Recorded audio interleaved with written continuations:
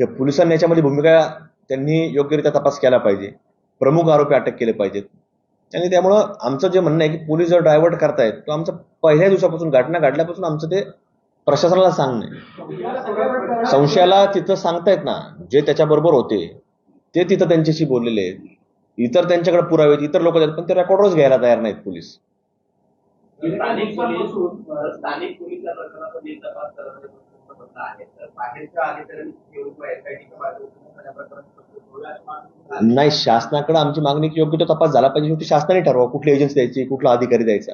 जसं आपण पाहतो वेगवेगळ्या घटनाक्रमामध्ये वेगवेगळे अधिकारी बाहेर जिल्ह्यातले नेमतात, तर ते शासनाने ते करावं. पण ह्या यंत्रणेवरती ते जाणीवपूर्वक ह्या विषयाला मग कुठंतरी टर्न करण्याकरता मग स्थानिक जे काही हिंदुत्ववादी संघटनेचे लोक काम करणार असतात त्यांना खोट्याकुठे अडकवतात, त्यांना काहीतरी नोटीस देतात, तुम्ही इकडे यायचं नाही, सोशल मीडियावर तुम्ही अशी पोस्ट टाकायची नाही, आणि त्यांना टार्गेट करून याच्यातनं बाजूला केलं जातं. हा प्रकार करून ज्याला आपण म्हणतो मराठीमध्ये की दाबादाबी करायची, तर तसा प्रकार याच्यामध्ये प्रशासन तिथं करत असताना पाहायला मिळतो. हो हो,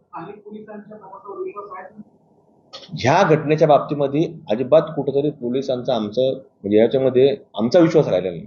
या घटनेच्या बाबतीमध्ये आमचं म्हणणं आहे की जे सरकारला पोलीस अधीक्षक असतील, आयजी साहेब असतील, महाराष्ट्रातले काही प्रमुख त्यांना वाटेल त्यांनी ते नेमावेत, पण इथल्या ह्या बाबतीमध्ये असं वाटत नाही की आम्हाला याच्यामध्ये योग्य तपास योग्य दिशेने जाईल.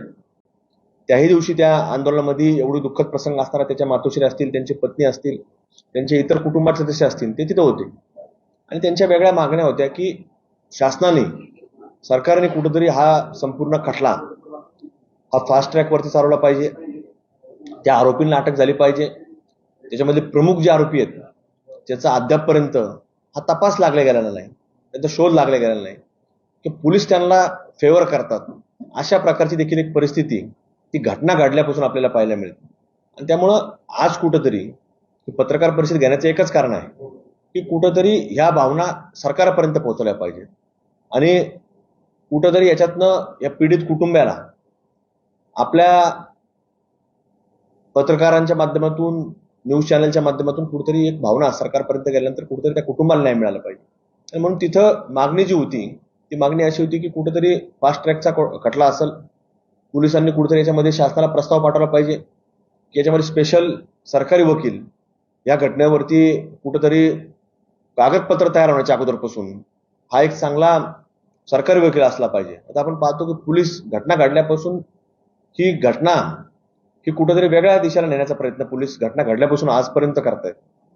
म्हणून या सगळ्या विषयांवरती कुठेतरी आज या पत्रकार परिषदेच्या माध्यमातून आम्ही शासनाकडे मागणी करणार आहोत. व्यक्तिशः आम्ही गृहमंत्री आणि मुख्यमंत्री देवेंद्र फडणवीस साहेबांनाही भेटणार आहोत की या संपूर्ण घटनेच्या वरती कुठेतरी आमच्या ज्या मागण्या आहेत त्यांच्यापर्यंत मांडणार आहोत. त्या दिवशी देखील आंदोलनाच्या दिवशीच आंदोलनातनं त्यांनी आंदोलकांशी संवाद साधला फोनद्वारे, त्यांनी भावना जाणून घेतल्या आणि त्यांनी आम्हाला शाश्वत दिल्या आम्ही करणार आहोत. पण याच्यामध्ये त्यांच्यानंतर ज्या कालपासून वेगळ्या घटना घडतायत, म्हणजे आंदोलन झाल्यानंतर, अंत्यविधी झाल्यानंतर पुन्हा पोलिसांनी त्यांची भूमिका बदलण्याचं काम केलं. त्यामुळे आज ही पत्रकार परिषद आम्हाला घ्यावं लागली. त्यामुळे आम्ही लवकरच सरकारपर्यंत आम्ही भावना पोहोचणार आहोत. जी मागणी होती ती जे त्यांची अनधिकृत घरं आहेत त्याला शासनाने नोटीस लावली, तिथल्या स्थानिक प्रशासन त्याच्यामध्ये पुढे गेलं, पण ताबडतोब त्या लोकांनी त्याला हायकोर्टातनं स्टे मिळवला. म्हणजे याच्या मागे आम्ही जे पहिल्यापासून सांगतो की याचं काम करणारे मास्टर माइंड जे लोक आहेत हे कुठेतरी वेगळे आहेत आणि ते पोलीस जाणीवपूर्वक कुठेतरी त्यांच्यापासून कानाडोळा करतील किंवा दुर्लक्ष करतील. म्हणून आमच्या या मागण्या आहेत की याच्या सगळ्या घटनेमध्ये या कुटुंबाला न्याय मिळाला पाहिजे. त्या धीरजसिंग परदेशी यांच्या ज्या पत्नी आहेत त्यांना कुठेतरी शासनाच्या माध्यमातून कुठेतरी एक नोकरी, सन्मानजनक नोकरी ही मिळाली पाहिजे.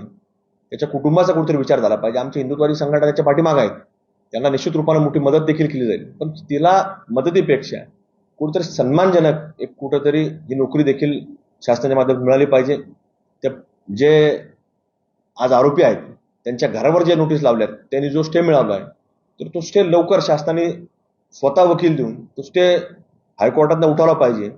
आणि त्या जे पीडित आहेत, जसं आपण पाहतो की काही ठिकाणी लगेच त्यांच्यावर कारवाई होती, मग पीडिताला कुठेतरी वाटतं की आपल्या मागं हे सरकार, शासन योग्य रीतीने उभं राहिलं पाहिजे, सक्षमपणे उभं राहिलं पाहिजे, कारण तो व्यक्ती जरी कुठल्याही विचाराचा असला, जरी हिंदुत्वादी विचाराचा असला, हिंदू संघटनेचं काम करत असला, देवधर्माचं काम करत असला, पण तरी देखील एक वेगळ्या मुस्लिम बहुल एरियामध्ये जिथं इतर समाज हे अल्पसंख्याक आहेत, तिथं तो व्यक्ती गेलेला होता.